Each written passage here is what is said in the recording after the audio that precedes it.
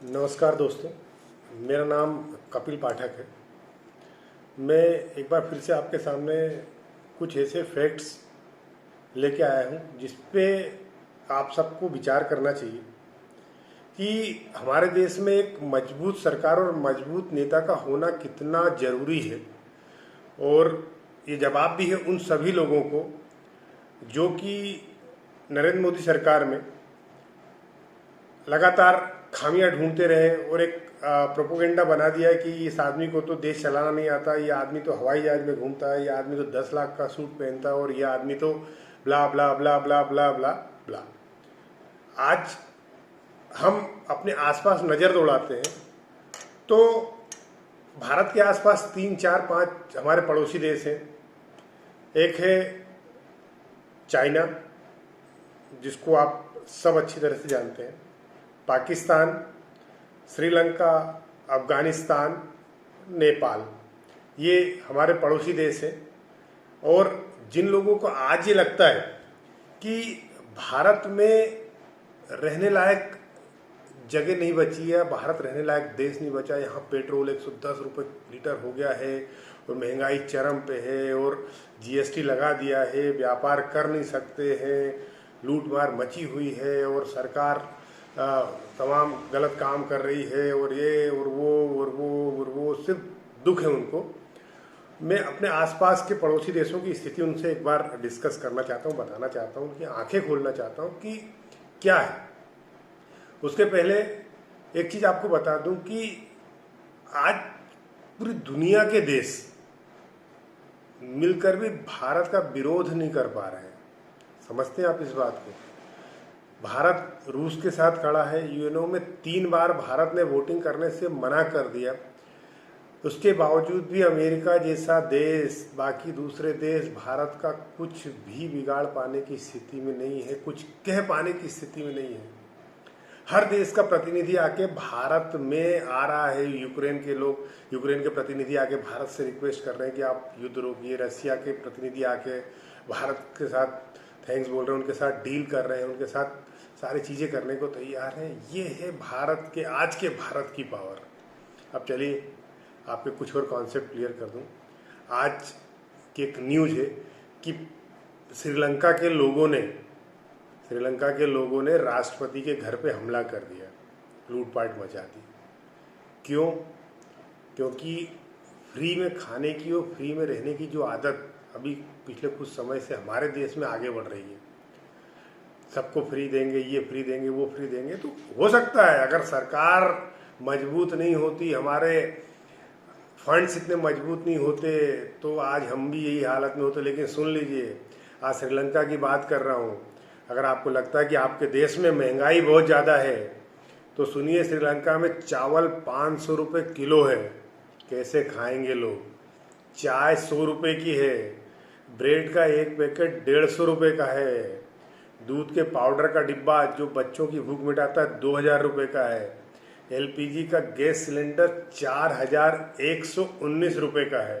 Petrol का भाव सुनेंगे 254 रुपये लीटर। मिल नहीं रहा है ही नहीं। मिलिट्री लगाना पड़ रही है पेट्रोल के लिए 254 रुपये लीटर में भी। डीजल 176 रुपये लीटर। अगर अब भी आपको भारत में पेट्रोल महंगा लगे तो कोई बात नहीं, आपकी इच्छा है। एक और देश है हमारे पड़ोसी, अफगानिस्तान। तालिबान ने वहाँ की कमज़ोर सरकार थी, वहाँ के लोग अपनी सरकार के साथ खड़े नहीं थे। तालिबान ने वहाँ क्या आतंक मचा रखा, ये किसी से छुपा नहीं है। 95% कितने 95% लोगों के पास खाना नहीं है। तालिबान में भिखारी बना दिया है उसको। 2.5 करोड़ की हालत खराब है, भूख की वजह से, भूखमरी की हालत में, मरने की हालत में है। आपको अगर अच्छा लगता है तो आप जा सकते हैं पाकिस्तान। हमारा एक और बड़ा महान पड़ोसी देश है पाकिस्तान। अभी कल उनके प्रधानमंत्री रो रहे थे कि साहब देखिए, मैं तो रूस के पास चला गया तो अमेरिका मुझसे नाराज हो गया और उसे हटाना चाहता है। ये है हमारे पड़ोसी देश की ताकत। और सब उसके गुणगान। हमारे देश में पाकिस्तान जिंदाबाद के नारे लगते हैं। अरे भैया, हम हिंदुस्तानी हैं, किसी भी जाति के, किसी भी धर्म के, किसी भी समुदाय के, किसी के भी हो, ये देश जब रहेगा तो ही हम और आप रहेंगे। अगर आपने इस देश को ख़त्म करने की कोशिश की तो हम और आप भी ख़त्म हो जाएंगे। पाकिस्तान में भी क्या है दूध का भाव मालूम है आपको? 150 रुपये लीटर, चीनी 100 रुपये किलो, पेट्रोल तो छोड़ दो, कोई फ़र्क नहीं पड़ता, आप पेट्रोल गाड़ी नहीं चलाएंगे, सारे नहीं चलाएंगे। तो समझिए इस बात को, देश के प्रधानमंत्री ने क्या इस देश के लिए किया है और क्या उनकी नीतियां हैं, एक बार समझिए। जब कोरोना काल में दवाई हिंदुस्तान के साथ साथ विदेशों को भी दी गई तो बड़ा हाय तौबा, छाती कूट हुई, मर जाएंगे, ये कर जाएंगे, वो कर जाएंगे, कि हमारे देश में नहीं है तो दूसरों को क्यों दे रहे। लेकिन ये होती है डिप्लोमेसी। बदले में आज हमको जो मिल रहा है उसकी कल्पना आप जैसे लोगों की बस की बात नहीं कि आप कर सकें। आज की तारीख में वर्ल्ड बैंक कहता है कि भारत दुनिया में सबसे ऊपर जाने वाली अर्थव्यवस्था है। क्यों है? आज हम इंफ्रास्ट्रक्चर पे खर्चा कर रहे हैं, आज हम अपनी तमाम उन चीज़ों पे खर्चा कर रहे हैं जो इस देश को मजबूत बना सकता है। चाहे हम डिफेंस पे खर्चा कर रहे हैं, चाहे अन्य चीज़ों पे खर्चा करें, ये देश को मजबूत बनाता है, देश की अर्थव्यवस्था को भी संभालता। कई बार सुनने को मिला कि जीएसटी ने ये कर दिया, वो कर दिया। ठीक है साहब, कोई नई चीज़ आती है तो वो नई चीज़ को अपनाने में, उसको करने में समय लगता है। लेकिन आप ये सोचिए, इन सारी चीज़ों ने ही आज इस देश को इस मजबूत हालत में खराब कर। विश्व का कोई देश नहीं है जिसने अपने नागरिकों को फ्री कोरोना की मेडिसिन, टीका दिया हो। हिंदुस्तान ही एक ऐसा देश है। आप जानते हैं, आज बात करते हैं चाइना से लेके बाकी सारी चीज़ों को लेके, नेपाल की भी स्थिति बड़ी अच्छी नहीं है। जिसने चाइना से कर्जा लेके और खूब घी पिया है, आज सब पीछे से बाहर हो रहा है।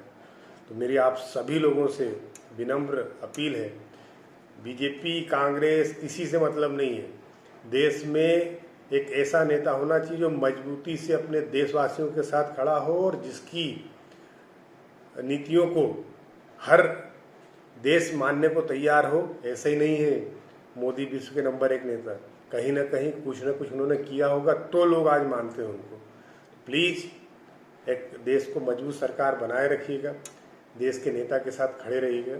अगर मेरी बातें, मेरा चैनल आपको अच्छा लगे तो प्लीज़ इसको सब्सक्राइब कीजिएगा, अधिक से अधिक लोगों तक पहुंचाने की कोशिश कीजिएगा। धन्यवाद।